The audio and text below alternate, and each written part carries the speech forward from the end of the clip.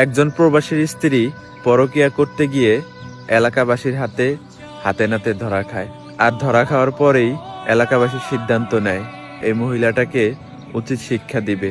তখন সবাই মিলে এলাকার বড় বড় যারা মাতবর আছে তাদেরকে ডেকে নিয়ে আসার পরে সবাই যখন বিচার করার জন্য প্রস্তুতি নেয়, তখন ওই মুহূর্তে ওই প্রবাসীর স্ত্রী বলে ওঠে, আমার বিচার করার আগে আগে আমার স্বামীর বিচার করবেন, তারপরে না হয় আমাকে জেল ফাঁসি যেটা মন চায় সেটা দিবেন, যদি প্রয়োজন হয় আমাকে মেরে ফেলবেন, তবুও আমি হাসি মুখে মৃত্যু মেনে নিব, তবুও আমার বিচার করার আগে আগে আমার স্বামীর বিচার করবেন।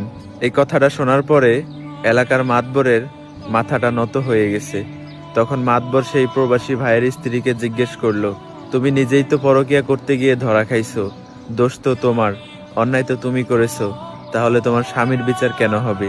তখন ওই প্রবাসী ভাইয়ের স্ত্রী বলে উঠল, আমাদের শরীরে কি রক্ত মাংস এগুলা নেই?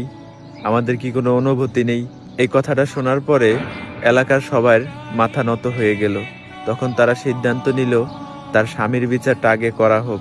এই কথাটা শোনার পরে এলাকার মাতবর ওই মহিলাটাকে জিজ্ঞেস করলো, তোমার স্বামী কতদিন প্রবাসে থাকে?